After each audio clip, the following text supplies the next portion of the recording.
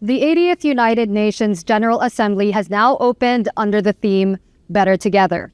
An estimated 150 heads of government and state are gathering at a time where the UN is also facing questions about its role and its ability to deliver on peace, human rights, and the Sustainable Development Goals. I'm joined now by the President of the General Assembly, Ms. Annalena Baerbock. Good afternoon.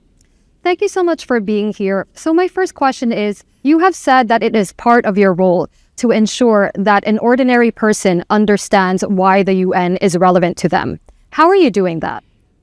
With making visible that with a high-level week, which we are just starting, it's not only a gathering of heads of states, but I invited every state leader to embrace this motto, Better Together, and give examples how their own country benefited from this United Nations and what they contribute to the United Nations. So to give you an example, my own country, Germany, where I'm coming from, it was divided by a wall. There was East and West Germany. Without the United Nations, without Germany being let into the international community after the atrocities my country did, would have never been reunified.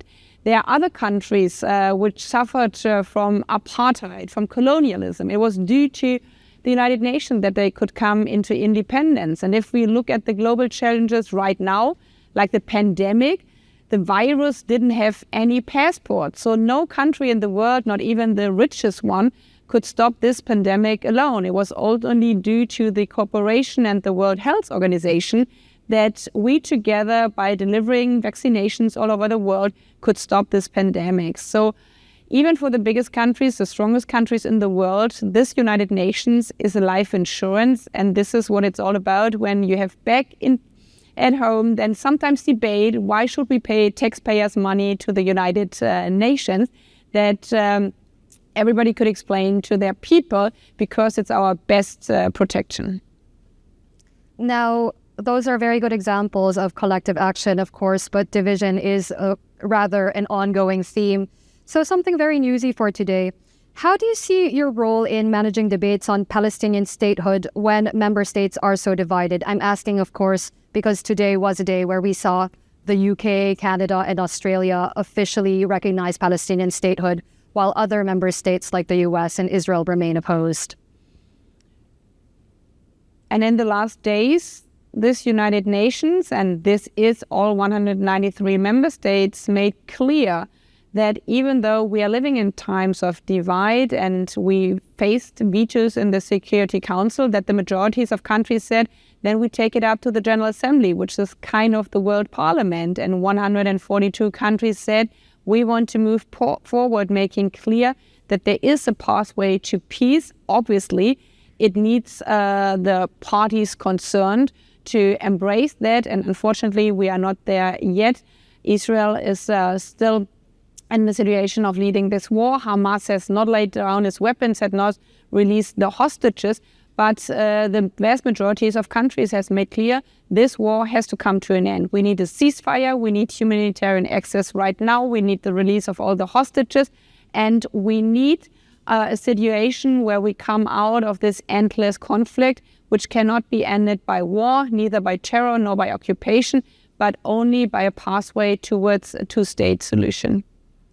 Now, of course, the question of Palestine, very high on the agenda here at this high-level week. And I want to talk to you about this denial of visas to members of the Palestinian delegation. That is, of course, a move that can be considered a breach of the host country agreement. How do you characterize this visa denial? How do you see it? Exactly as you said, it's a breach of the host country agreement. This institution is there that in the most difficult and challenging times, people come together. And this is what we need right now. People, every party of this organization has to come together here in New York. And the host country has to enable that. And therefore, the Secretary General has made very clear, I've made very clear, that this is the obligation of the host country. Unfortunately, they did not change their opinion, and therefore the General Assembly took action that the Palestinian voice, that President Abbas could be heard here in the General Assembly. Yes, this was also something that the U.S. also voted against. Mahmoud Abbas's ability to appear in a recorded video address. But what will that mean for the UN's ability to gather large conventions like the UNGA in order that all voices and sides are heard?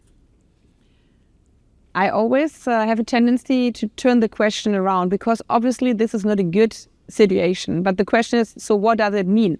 Should that mean then we cannot come together at all at United Nations anymore, that we should shut down this institution? I would rather say in this kind of situation, we cannot give up.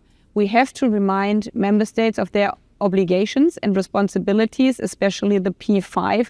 The P5 have special rights with their veto, but these rights come with responsibilities.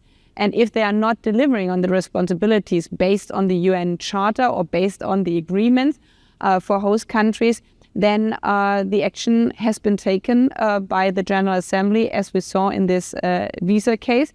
And obviously we are having anyhow an ongoing debate about the reform of the United Nations. We are having a debate about the cost. There are other places from the United Nations around the world. So I think this is also now playing into this whole debate. So if more agencies are moving to other parts of the world, maybe if the access is easier there, then also conferences are being held there. But this is our United Nations here in New York. This is a place where every country, big or small, has a seat and therefore also have to have a voice.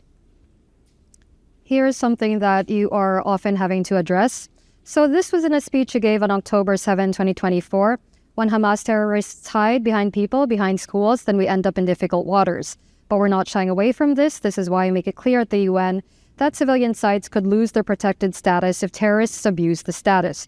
Critics have said that's tantamount to justifying Israeli strikes on civilian sites. How do you answer those concerns now that you preside over the General Assembly, where international laws and norms are, of course, debated?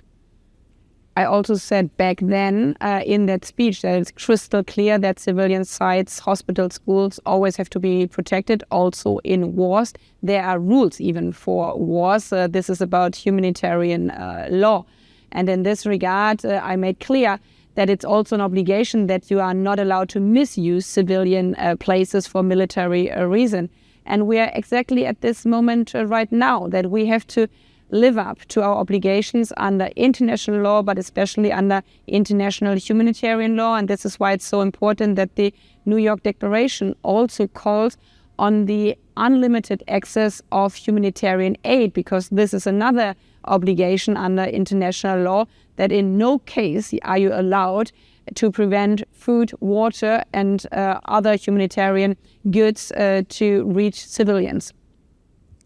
So calls for changes to the UN are growing louder. We were talking about the role of the UN, the relevance of the UN. Now, many see that the UN has, many say that the UN has been ineffective in ending the world's crises from Ukraine to Gaza to Sudan. What can the 193 member states do to overcome the paralysis of the UN Security Council? Well, the easiest way would obviously be that those who are not living up to their obligation live up to their obligation. But unfortunately, we are not living in the world we wish for. We are living in the world we have to deal with.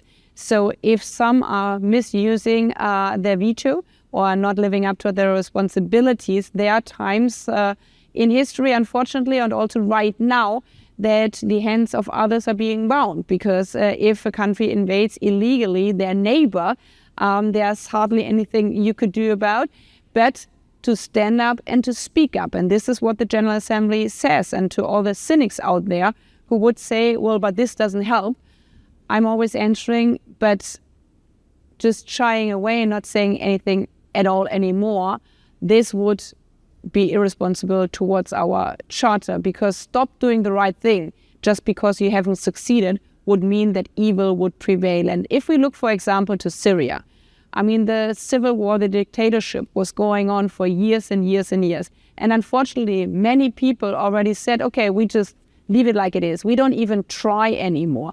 Some wanted to send back refugees because they said, well, we cannot do anything about it.